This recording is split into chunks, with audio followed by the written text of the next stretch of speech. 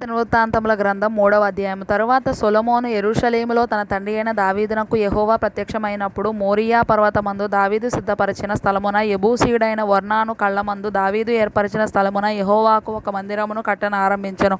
తన ఏలుబడిలో 4వ సంవత్సరము 2వ నెల 2వ దినమందు దాని కట్టనారంభించెను. దేవుని మందిరమునకు సొలొమోను పునాదులు ఏర్పరచెను.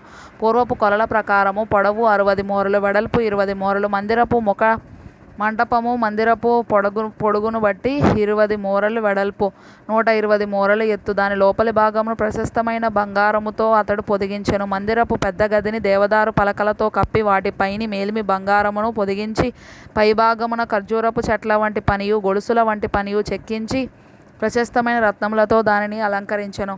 ఆ బంగారము పర్వయీము నుండి వచ్చినది. మందిరపు దూలములను, స్తంభములను, దాని గోడలను, దాని తలుపులను బంగారముతో పొదిగించి గోడల మీద కెరూబులను చెక్కించెను.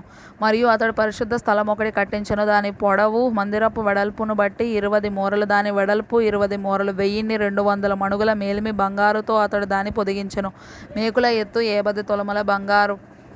మీది గదులను బంగారముతో పొదిగించెను. అతి పరిశుద్ధ స్థలమునందు చక్కడపు పనిగల 2 కెరూబులను చేయించి వాటిని బంగారుతో పొదిగించెను. ఆ కెరూబుల రెక్కల పొడవు 20 మూరలు, ఒక్కొక్క రెక్క 5 మూరల పొడుగు.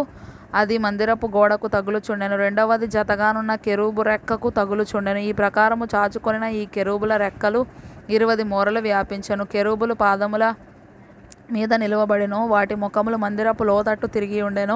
అతడు నీలి నూలుతోనూ, ఊదా నూలుతోనూ, ఎర్ర నూలుతోనూ, సన్నపు నార నూలుతోనూ ఒక తెరను చేయించి దాని మీద కెరూబులను కుట్టించెను. ఇదియుగాక మందిరము ముందర ఉండుటకై 35 మూరల ఎత్తుగల 2 స్తంభములను, వాటి మీదికి 5 మూరల ఎత్తుగల పీటలను చేయించెను. గర్భాలయమునందు చేసినట్టు గొలుసు పని చేయించి స్తంభముల పైభాగమున దాని ఉంచి 100 దానిమ్మ పండ్లను చేయించి ఆ గొలుసు పని మీద తగిలించెను. ఆ 2 స్తంభములను దేవాలయము ఎదుట కుడి తట్టున ఒకటియు ఎడమ తట్టున ఒకటియు నిలువబెట్టించి కుడి తట్టు దానికి యాకీను అనియు ఎడమ తట్టు దానికి బోయజు అనియు పేర్లు పెట్టెను.